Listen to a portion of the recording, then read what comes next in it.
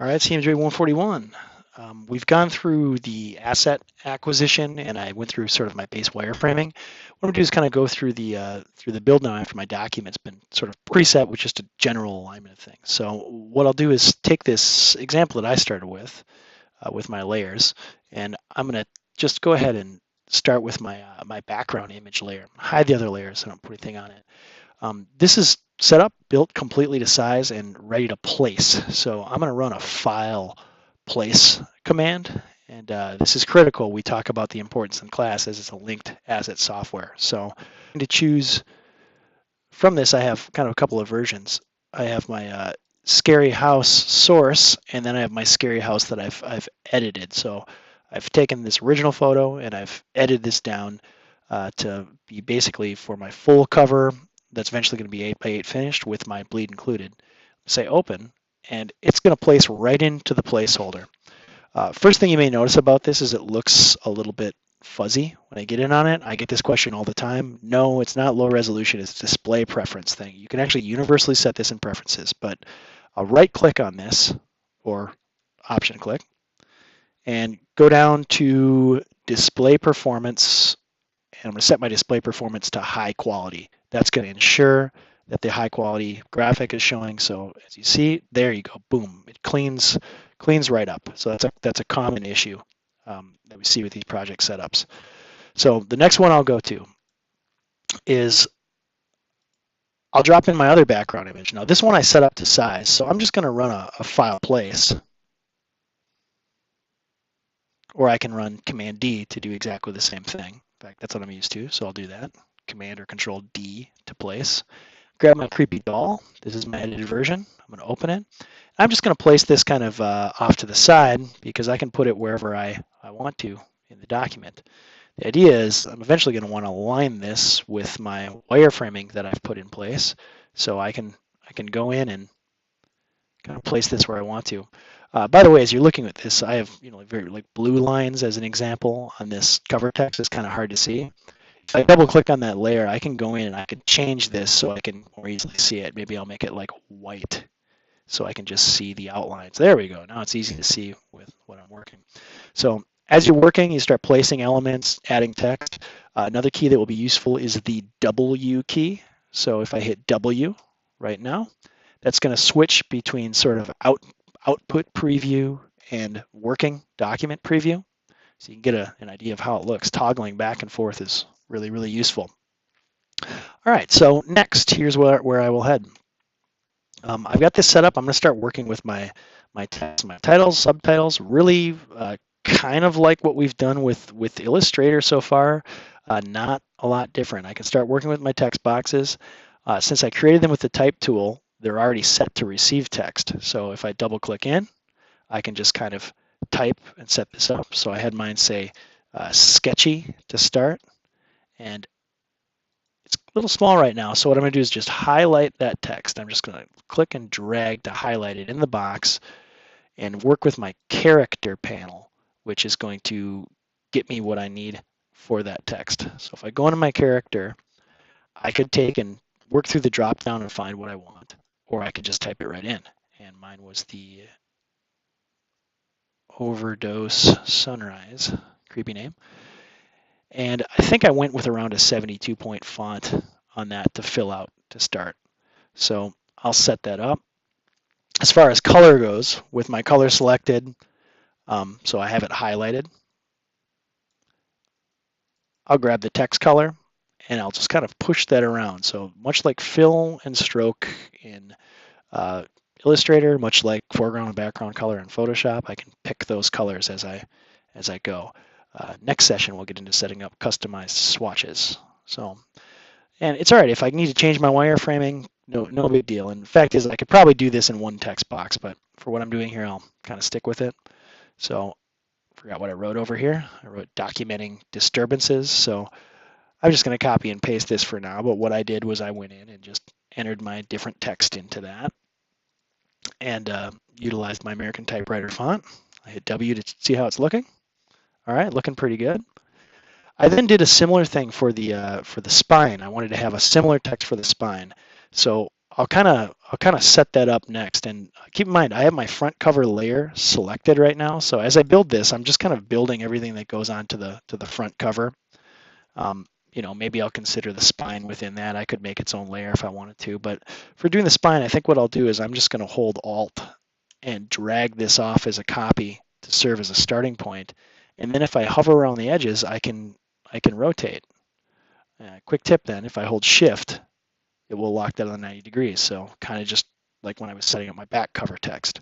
There are controls where if I look at the control strip at the top up here, you can play with this. You can position text in all sorts of ways and do all sorts of different stuff in the control strip. For this project, I'm pretty much okay with playing, but I'll align that to center so it's a little bit easier to work with on the document. I could actually take it as well and apply it to paragraph center. If I want to have it all the document kind of build from center. So in my example, I had some specific text, but as I go in, what I would do is take a look, use spine placement, and I'd really recommend kind of making this text a little smaller. Like I'll take mine down to maybe 10 point when I work with it here, just because, and I can shift the box a little bit, you want to leave a buffer on your border. I have my center line, and then I have my spine left, spine right. You don't want to push it too tight. You definitely don't want like a graphic box that tightly, snugly fits to it. You're going to create some real challenges in the binding process for those making stuff. So with that said, I can type in, you know, whatever I want. Sketchy. I can go ahead and change the font even. I'll just space this out for this one, but I could go in and maybe make this one my Overdose Sunrise as an example. Maybe I'll pump that a little bit more so that's bigger. Check my relationship. By the way, if you see my hand coming out, moving around like that, I kind of do that without thinking about it. That is my hand tool, which is really useful just for grabbing and moving the document around. I'm just hitting spacebar to get that. Check W. All right, we're coming together. We're looking okay. So I would do kind of the same approach for my back cover text for right now, just to save time. I'll copy and paste that in for my example document, paste it right in there.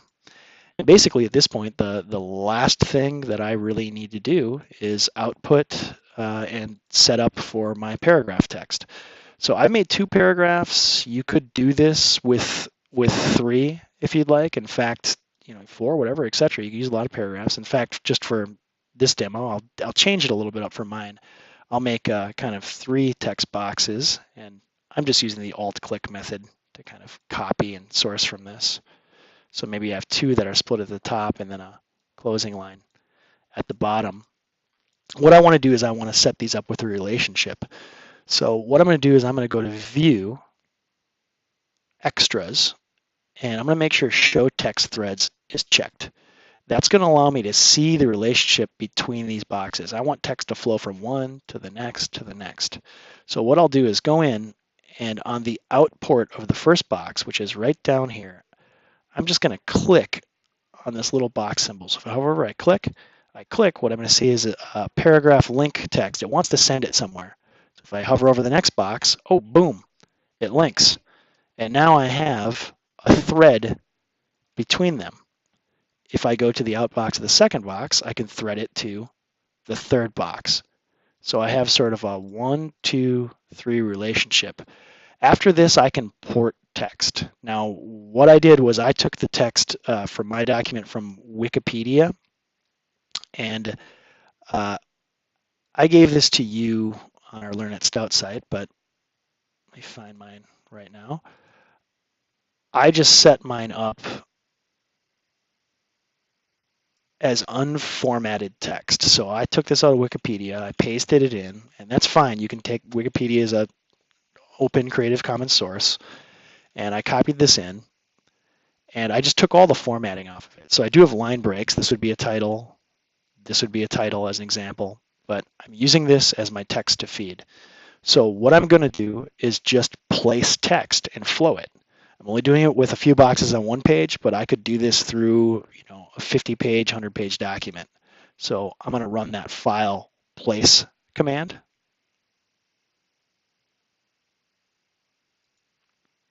I'm going to find my text that I've set up with my project. I'm going to open it. I'm going to place it. And the text is going to flow in. Now, the only issue I have is this text is all black right now. I want to be able to see it. So what I'm going to do is I could go down and literally just expand out my last text box so I could kind of see how far the text is flowing. That's one way to do it. Or I could double click into the frame and do a Command or Control plus A to select all, and I'm going to get it. And then I can uniformly change that text. So the first thing I'm going to do is I'm going to change the color on it. Say OK. So it's now white. I'm then going to go in and start playing with the typography. Now, what I expect for this project is that you use typographical controls. You can use the character and the paragraph controls to basically control everything that you're going to need for this project. So I'll just move these over so we can see this up close a little bit better. With this text selected, what I'd recommend doing first is kind of taking down all the text. So I'm going to go down to about a 10 point. That almost fits all of my 3 boxes. Maybe not perfect yet because you see it's running off of the trim edge of the page. I'm also going to go in and maybe play with the leading or line spacement to pull that back a little bit so it just about fits. And I have it pretty good there. I'm not necessarily where I want to be yet, but I can go in and customize parts of this. So I have titles on this. Maybe I'll change the font on this. First, I used American Typewriter, which was my font, and I used kind of the regular for that.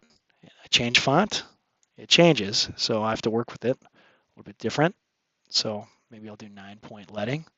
It's pretty tight. Then I went in and I worked with my titles and subtitles to give those a little bit more weight to them. And I also kind of worked with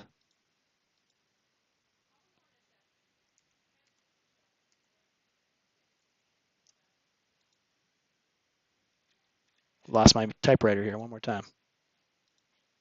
There's my American Typewriter.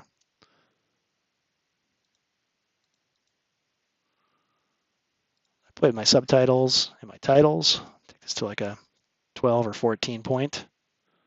I'll maybe change this to a bold to work with. And I basically just went in and tweaked this to give it some separation. And kind of as I worked, I found, maybe I needed to adjust a little bit on my columns. Maybe I needed a little bit more size to them to change them out. And I did mine a little bit differently. But the point is, I'm controlling it all within this. So if I select everything, I can do things like add my first line indents. I want to push it out. I could adjust my space after paragraphs to add a little bit more space. And basically, I can control the entire document all the way throughout. So mine that I eventually used, I really tweaked with it to get everything kind of aligned and looking the way that I want to.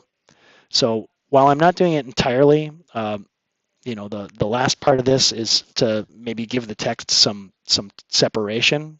Right now, I don't really have that. So I achieve that in 2 ways. First, I worked with my doll itself, and for this, I use the text wrap window. So I'll grab my text wrap and go in. Let me just choose character and paragraph. So I know this isn't as pretty looking as my other one, but it's kind of getting the point across. I'll grab the text wrap, and I set this to wrap around and through. And this is the advantage of having an alpha channel. So we talked about transparency, that's alpha. If I choose alpha, boom, it's going to wrap around sort of the alpha mask that I created in Photoshop. And I can actually offset that to create the separation that I want around my creepy sort of doll gnome. So I use some text wrap. What I did after that is kind of went through and just looked at parts where the text didn't quite look the way I wanted it to, didn't look as pretty as I wanted it to, and I adjusted and altered the text a bit so it looked kind of the way that I intended. The last part that I did with that too is I used some of the basic shape tools in InDesign.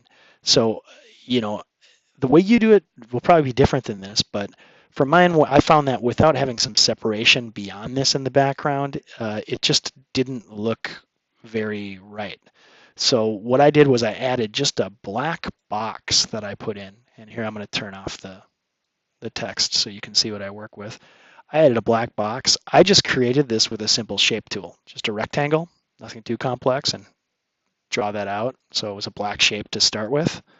And I took that rectangle and just turned down the opacity. So I encourage you to play with the control strip at the top here. There's a lot of stuff you can use. I'm barely touching it today, but I went in and took the opacity down on that box on the outside, and that allowed me to take down the color tone a little bit, just have a little bit of transparency. And when I turn my text back on, there we go. Boom. We're ready to go. So I'll tell you what, after this point, the project is pretty much completely ready for output. So I'd go through and just you check everything, make sure that you have your images pushed through your bleed. If you're having images that extend off the page, make sure your typography looks the way you want it. Make sure your typography is thoroughly controlled all the way through by the typographical controls that are provided. So my line breaks, that type of stuff are all controlled in typographical control.